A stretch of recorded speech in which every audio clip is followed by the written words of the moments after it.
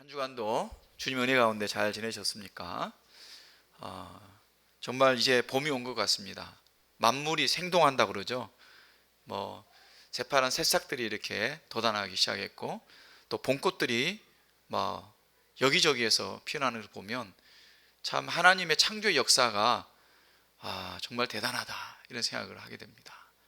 죽은 것 같지만 죽지 않았고, 없어진 것 같지만 없어지지 않는, 그래서 하나님께 주신 이 만물의 생동함이 우리에게도 그대로 연결되어서 우리 봄에 더욱더 우리 신앙생활에 꽃을 피우고 더 열심으로 주님을 섬기는 여러분 되었으면 좋겠습니다. 지난주부터 우리가 에베소서 말씀을 나누고 있습니다. 에베소서는 에베소 교회를 중심으로 있는 그 소아시아 주변 교회들이 함께 읽어보도록 그렇게 해람용 서신으로 주신 편지라고 했죠. 그래서 에베소 교회만의 어떤 특정한 이야기, 그것을 기록한 것이 아니라 그 당시 초대교회 성도들이 반드시 알아야 될 것들, 그것을 말씀하고 있습니다. 교회가 무엇인지, 교회가 어떻게 구성이 되었는지, 이 교회가 어떤 의미를 가지고 있는지. 그래서 우리가 신학에서는 교회론, 교회가 어떻게 이루어졌는가, 그것은 바로 머리가 되신 예수님으로부터다라고 하는 기독론, 그것을 가장 잘 설명하고 있는 성경이 에베소입니다. 그런 단지 그런 이론만으로 끝난 것이 아니라, 그러면 그런 교회가 된 우리 성도들은 어떻게 살아야 되는가, 가정에서 어떻게 살아야 되고 이 사회에서 어떻게 살아야 되는가, 그런 아주 가장 기본적이면서도 가장 중요한 교훈을 우리에게 주는 그 편지가 바로 이 에베소서라고 하는 것입니다. 오늘 본문은 바울 사도가 하나님을 찬양하는 내용이 기록이 되어 있습니다. 찬송하리로다, 이렇게 시작하고 있죠. 이 찬양을 통해서 성부 하나님께서 우리에게 주신 하늘에 속한 신령한 복을 이야기하고 있습니다. 세상에서 복을 받기를 싫어하는 사람들이 없죠. 그래서 사람들마다 복복복 이야기하죠. 자나깨나 복복복 이렇게 이야기하는데요, 진짜 중요한 것은 그 복이 어떤 복이냐는 거죠. 우리가 이 땅에서 받는 그런 복들은 잠시 있다가 없어지는 복들입니다. 그런데 하나님께서 주시는 신령한 복은 그런 복들이 아니죠. 영원히 지속되는 복입니다. 사랑하는 여러분, 오늘 말씀을 통해서 하나님께 주시는 이 신령한 복, 그것이 무엇인지 살펴보고 성부 하나님께서 이미 우리에게 주신 이 축복을 발견하기를 원합니다. 그래서 그 속에 담긴 영적 의미를 깨닫고 그 축복에 합당한 삶을 살기를 소원하는 저와 여러분 되시길 바랍니다. 오늘 본문 말씀 3절을 보면 찬송하리로다, 이렇게 시작을 합니다.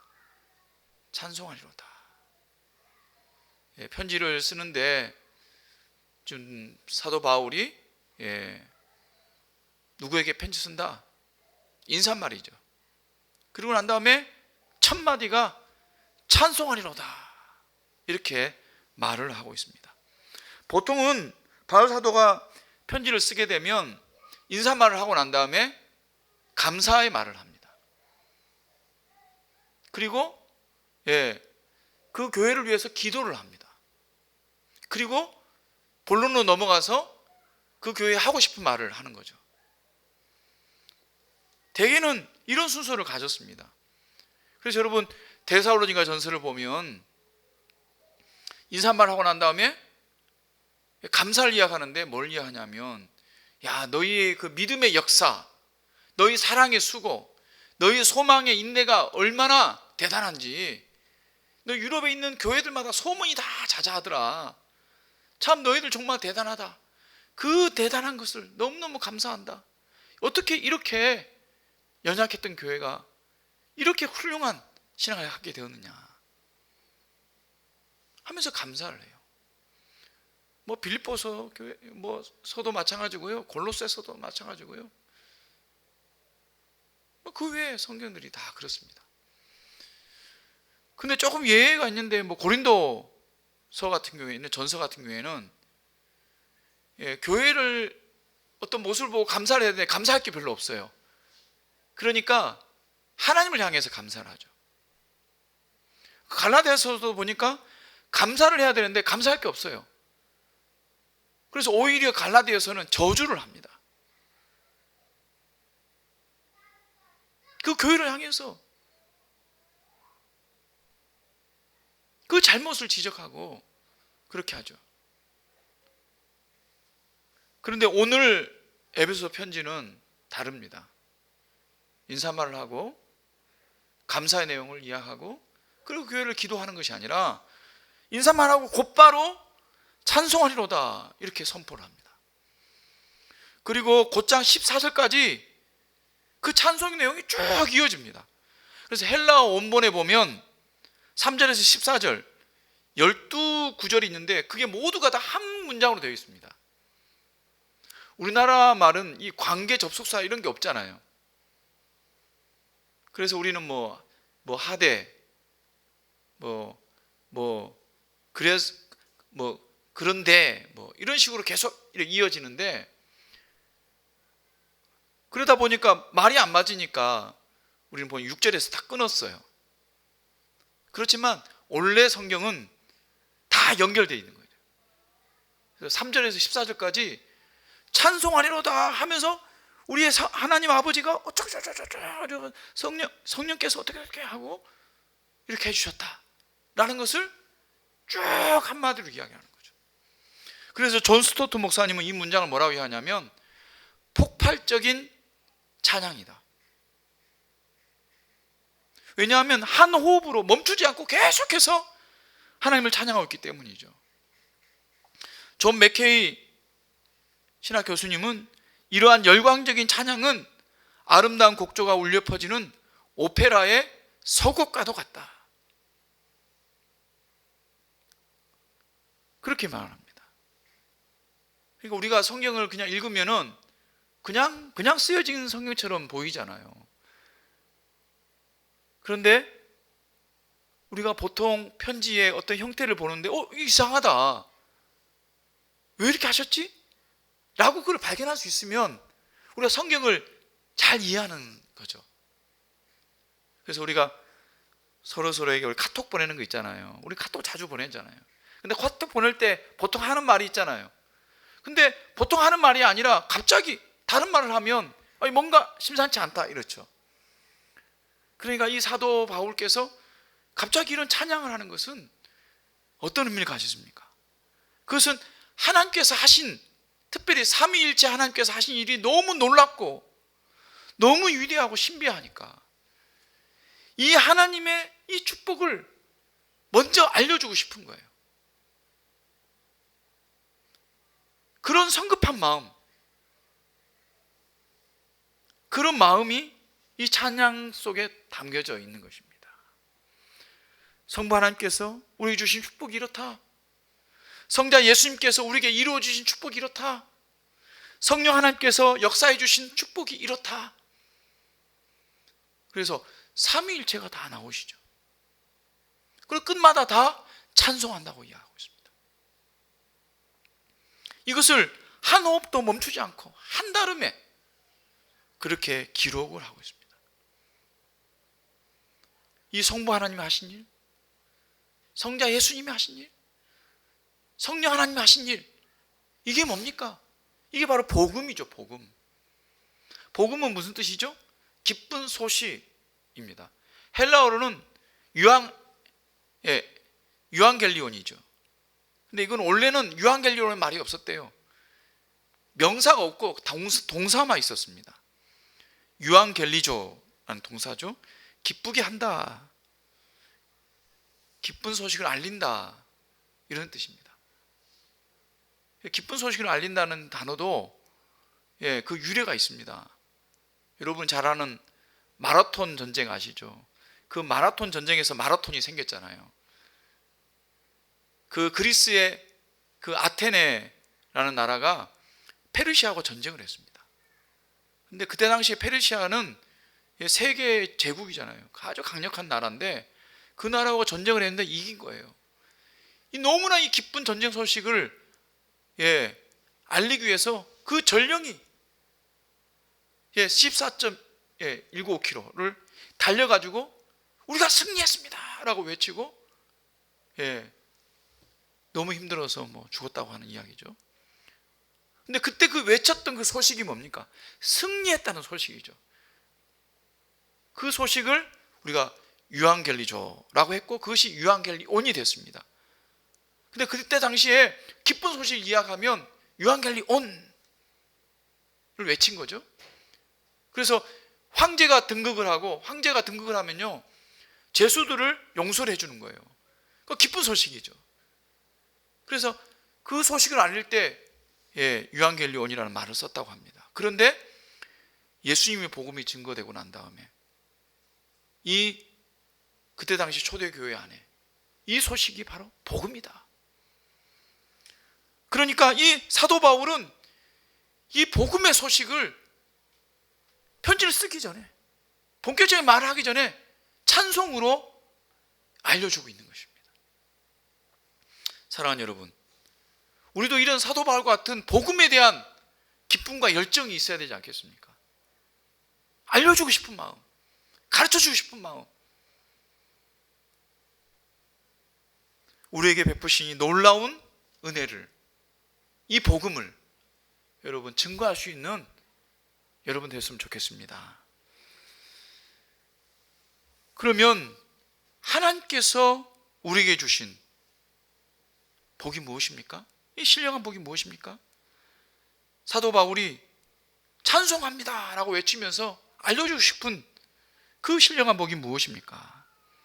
그것은 4절에 보면 곧 창세전에 그리스도 안에서 우리를 택하사, 우리를 택했다는 겁니다.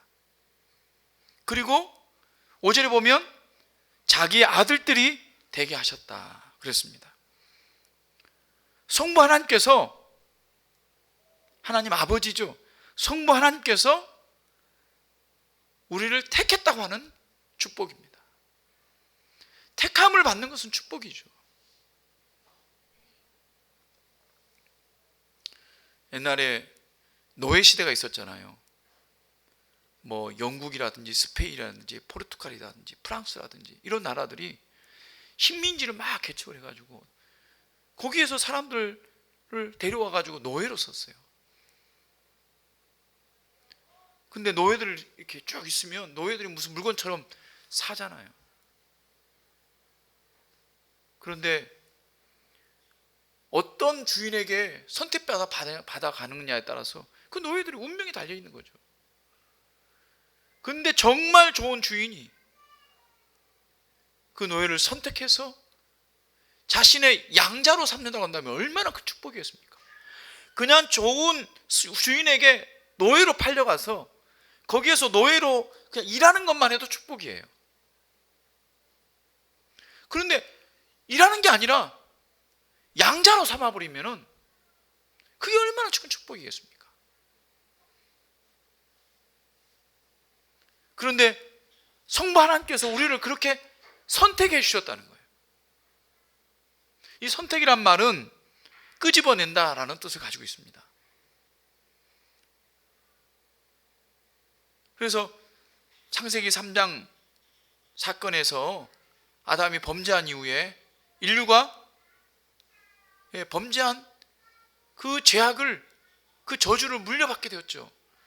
그래서 죽음이라고 하는, 사망이라고 하는 것이 임하게 되었습니다. 그런데 이 사망은 그냥 육체만 죽는 것이 아니라 하나님과 관계가 영원히 끊어지는 멸망의 길을 걷게 된 것이죠. 그런데 그곳에서 끄집어내는 선택을 해 주셨다고 하는 것입니다. 그런데 놀랍게도요, 그것을 어떻게 해요? 창세전에 선택을 해 주셨다는 거예요. 그렇게 우리가 선택받아서 지금 우리가 이 자리에서 하나님의 아들들로 예배를 드리고 있는 것입니다. 이게 놀라운 축복이죠.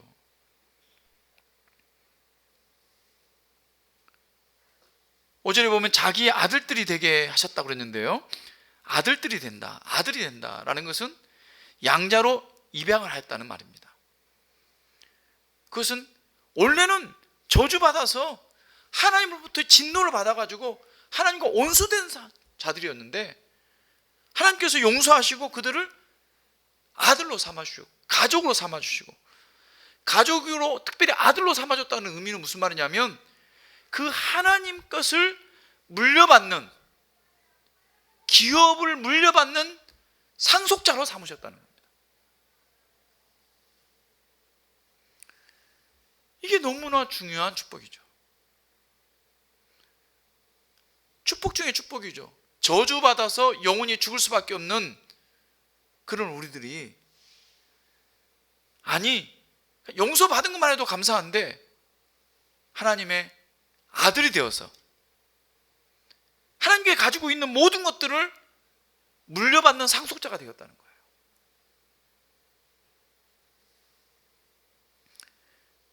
이것은 다른 것보다는 비교할 수 없는 거죠. 때로는 우리의 모습들을 보면 짐승마다도 못한 그런 모습들을 보잖아요. 우리 인간들의 모습. 그런 인간들을 하나님께서는 선택해 주셨어요. 그리고 이런 축복을 주셨어요. 그런데 언제 선택했습니까? 창세 전에 선택해 주셨다고 했습니다. 하나님께서 우리를 왜 선택해 주셨나? 하나님께서 여러분을 왜 선택해 주셨습니까?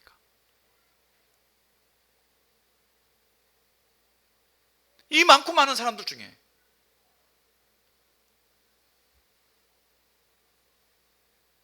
하나님께서 왜 하필이면 나를 선택하셨나? 내가 좋은 혈통을 가지고 태어나서 그런가요? 내가 정말 가능성이 있는 그런 멋진 사람인 걸 하나님께서 미리 아시고 우리를 선택해 주셨나요? 우리가 뭔가 능력이 있어서, 아니면 우리가 뭔가 우리 하나님을 위해서 놀라운 일들, 좋은 일들을 해서 우리를 선택하셨나요? 아니죠. 창세전에 우리를 선택했다는 것은 그런 의미가 절대 아닙니다. 우리의 모습을 보고 선택한 게 결코 아니라는 거죠. 단 한 가지 이유밖에 없습니다. 그 말씀이 뭡니까? 그 기쁘신 뜻대로 우리를 예정하사 선택하셨다 그랬습니다. 이유는 한 가지입니다. 그냥 하나님의 주권으로 우리를 선택하셨다는 거예요.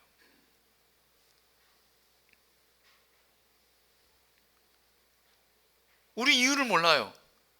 이유는 모르지만 분명한 것은 우리가 하나님의 아들들이 되었다는 겁니다.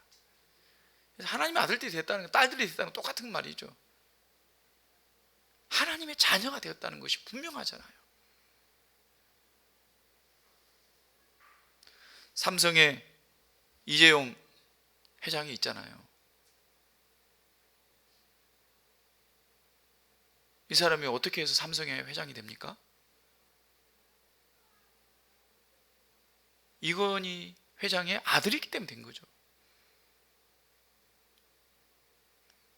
뭐가 특별하게 능력이 있어서 그 삼성을 물려받은 게 아니잖아요. 자기가 원해서 그래 됐습니까? 그렇지 않죠. 우리가 그렇게 선택받은, 그래서 하나님의 아들들이 된 이 축복을 받은 사람들이 저와 여러분이라는 겁니다. 그 이유는 모르지만 아들들이 된 거에 대해서 우리가 감사해야 되지 않겠습니까? 찬송해야 되지 않겠습니까? 그래서요, 때로는 우리 사탄이 우리를 속이는 경우가 많아요. 우리가 신앙생활을 하다 보면 낙심할 때가 많죠. 내가 하나님의 자녀라고 하면서, 내가 하나님께서 세워주신 집사라고 하면서, 하나님께서 세워주신 장로라고 하면서, 목사라고 하면서 내가 이렇게 사나? 내가 이런 죄를 지어도 되나? 내가 이렇게밖에 신앙생활 못하나? 내가 이렇게 악한가? 우리 자신을 돌아볼 때 막 낙심될 때가 많아요. 뭐 기도해도 응답도 안 일어나고, 기적도 안 일어나고 뭐 대단한 그런 놀라운 일도 하지 못하고 능력이 없다 이렇게 낙심할 때가 있죠. 그래서 사탄이 야, 그러고도 너가 하나님의 자녀냐? 넌 하나님의 자녀가 못 돼. 우리가 시편을 새벽마다 보고 있지 않습니까? 그 시편 말씀을 보면 하나님이 어디 있느냐? 너가 그러고도 하나님의 자녀냐? 그 비웃고 원수들이 그렇게 우리를 놀린다고 말씀하고 있습니다. 그래도 우리가 당당하게 하나님의 자녀를 외칠 수 있는 이유는 무엇입니까? 내가 잘해서 내가 하나님 자녀가 된 게 아니기 때문입니다. 내가 어떤 형편이 있든지 하나님께서 나를 하나님의 자녀로 삼아 주셨기 때문에 하나님 자녀가 된 거예요. 그래서 어떤 형편이 야, 내 때문에 내가 잘해서 하나님 자녀 된 게 아니야. 나는 부족하지만, 나는 연약하지만 하나님이 나를 하나님 자녀라고 임명해 주셨어. 불러주셨어. 선택해 주셨어. 그래서 나는 여전히 하나님의 자녀고 하나님의 능력을 받고 하나님의 뜻 가운데 살아갈 수 있는 그런 하나님의 자녀야. 그거를 언제든지 선포하시기 바랍니다. 그런 의심이 들거나 그런 낙심이 될 때 선포하시기 바랍니다. 그게 우리가 자랑해야 될 축복입니다. 그런데 하나님께 주신 이 복, 우리를 선택하고 창조주 하나님의 그 아들들로 살아가면서 하나님께 주신 그 기업들을 누리는 그런 복이 어디에 속했다고 말씀하고 있습니까? 3절에 보면 하늘에 속한 모든 신령한 복이다, 그렇게 말하고 있습니다. 하늘에 속했기 때문에 신령한 복이라고 말하는 거죠. 하늘에 속하지 않았다고 한다면 신령하지 못한 겁니다.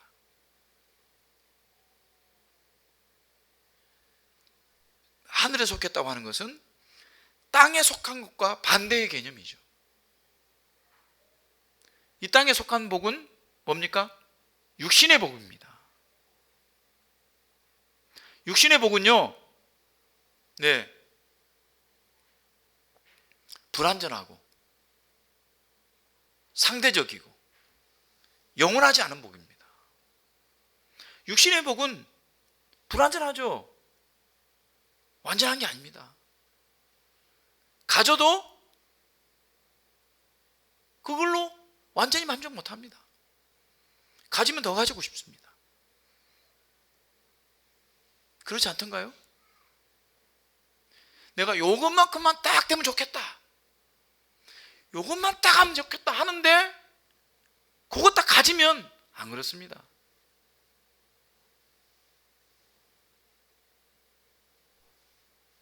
제 딸이 교사를 꿈꾸고 오랫동안 준비해서 교사 임용을 위해서 정말 열심히 공부하더라고요. 그래서 임용이 돼서 학교에 갔는데 그 꿈을 이룬 거잖아요.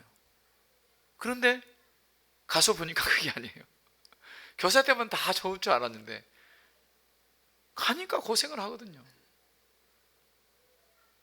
이러려고 교사 됐나, 그런 말을 한 번씩 해요. 그게 세상이 주는 복은요, 완벽하지 않아요. 또 상대적인 겁니다.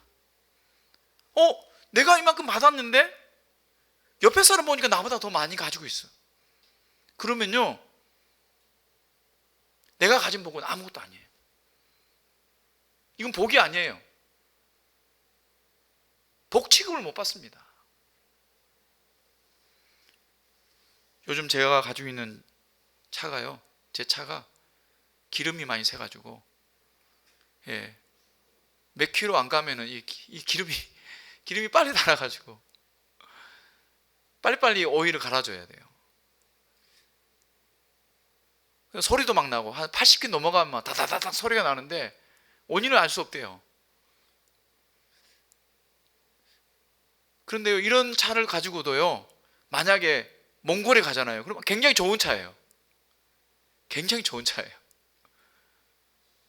요즘은 또 몽골도 많이 바뀌었지만 제가 10년 전에, 10몇 년 전, 한 13년 전이죠, 몽골에 단기송을 갔는데 거기에서 정말 좋은 차들은 다 일본에서 중고로 수입한 차들인데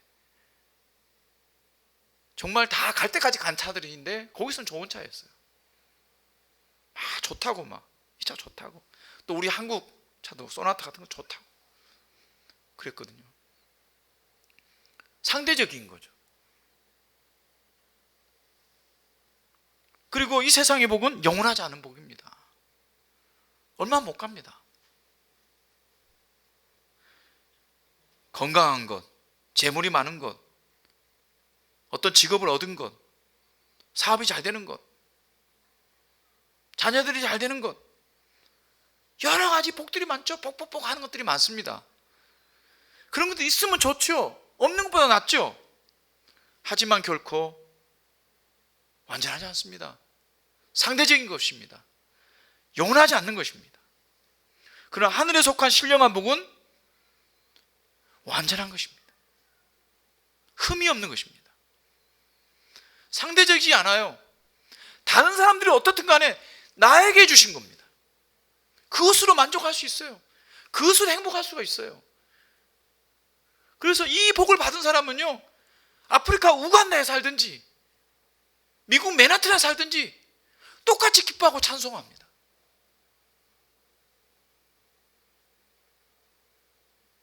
결코 상대적이지 않습니다. 뿐만 아니라 영원합니다. 지속되는 복입니다.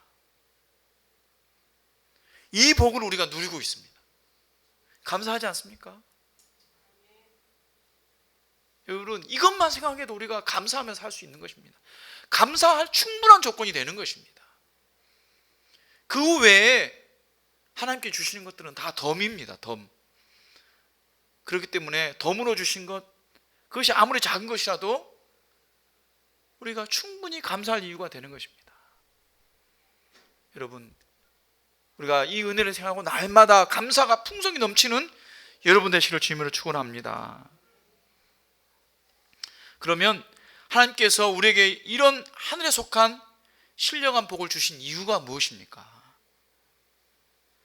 오늘 4절 말씀을 같이 한번 읽어보면 좋겠습니다. 같이 한번 읽겠습니다. 시작. 곧 창세전에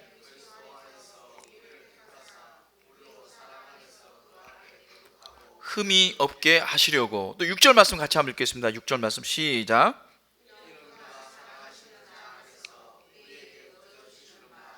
그의 은혜의 영광을 찬송하게 하려는 것이다. 예, 우리를 택하시고 우리를 하나님의 아들이 되게 하신 이유가 뭐냐? 거룩하고 흠이 없게 하시려. 거룩하게 흠이 없게 하시고, 그리고 은혜의 영광을 찬송하게 하려는 것이다 했습니다. 하나님 주신 은혜를 찬송하게 하십니다. 영광을 돌리게 하십니다.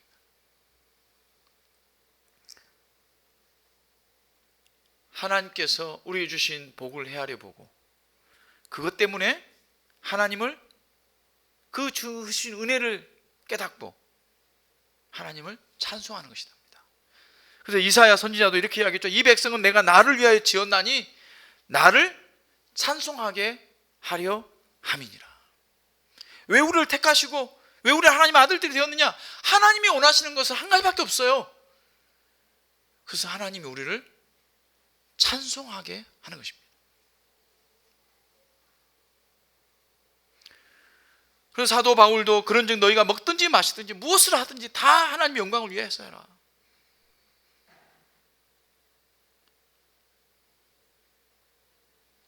우리가 살아도 주를 위하여 살고 죽어도 주를 위하여 죽나니 그러므로 사나 죽으나 우리가 주의 것이로다. 하나님께 영광을 돌리는 것,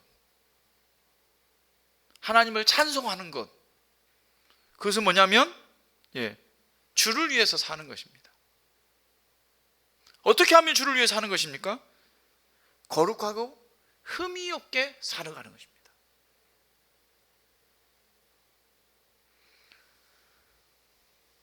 어떻게 하는 것이 영광이 되는 거냐? 우리는 뭔가 성공해서 이걸 자랑을 할 때 어떻게 이렇게 성공했습니까? 그러면 하나님께서 이렇게 해주셨습니다. 그것만, 물론 그것도 하나님께 영광을 돌리는 거 맞습니다. 근데 보통 그것만 생각을 하죠. 근데 그것은 극히 일부에 지나지 않는 것입니다. 정말로 하나님을 영화롭게 하는 것, 하나님께 영광을 돌리는 것은 우리 자신의 삶에 달려 있는 것입니다. 예를 들어 그런 거죠. 집에 아들이 있는데 아들이 잘 자라가지고 동네에서 정말 이렇게 소문이 나서, 저 아들은 어릴 때부터 참 부모 말 잘 듣더니 저렇게 커서 성공해서 참 부모하기도 잘하고 이 동네에도 잘합니다. 그런 이야기를 하면 그 이야기를 듣는 부모의 마음은 얼마나 기쁘겠습니까? 그냥 부모에게 뭘 해줘서 그런 게 아니라 그런 이야기를 듣는 것 자체가 그 부모가 영광을 받는 거예요. 근데 반대로 그 아들이 어릴 때 도둑질을 하고 이러더니 나중에는 정말 커서 진짜 나쁜 짓을 해가지고 감옥에 가 있다. 그게 신문에 보도가 되어가지고 동네에 다 소문이 났다는 거예요. 그러면 그 부모에게 그 아들은 뭡니까? 영광이 아니라 부모에게 저주하는 아들이 되는 거 아니겠습니까? 이 땅에 사는 성도들의 삶은 우리를 선택하시고 하나님의 아들이 되게 하신 그 은혜를 영광이 되도록 하는 그 일 위해서 살아가야 되는 것입니다. 그래서요, 어떻게 하면 우리가 거룩한 삶을 살까? 하나님의 그 기쁘신 뜻을 이루며 살까? 그것이 거룩한 삶입니다. 그것이 흠이 없는 삶입니다. 그러나 여러분, 우리가 이 땅에 사는 동안에 우리 자신을 돌아보면 우리가 얼마나 부족합니까? 우리가 거룩이란 말을 떠올려 보면 감히 우리에게 거룩이란 말을 붙일 수가 없죠. 그러나 여러분, 거룩한 길을 걷고 있다는 말은 우리가 할 수가 있습니다. 거룩한 길을 걸어가고 있다. 이게 무슨 말입니까? 그것을 위해서 기도하고 그러한 우리의 모습을 가다듬어 가고 그러한 모습을 통해서 하나님 앞에 영광을 돌리고자 하는 그런 우리의 마음을 가지고 있다는 것 자체가 거룩하고 흠이 없는 아들들로 살아가는 모습입니다. 여러분 마음속에 그러한 부담감이 있습니까? 그런 부담감이 있는 사람이 하나님의 아들들이고 하나님의 딸들인 것입니다. 그런데 그런 부담감 없이 그냥 내 마음대로 살아가면 그게 어떻게 하나님께 선택받은, 그래서 하나님의 아들들로 하나님의 기업을 물려받을 자녀가 되겠습니까?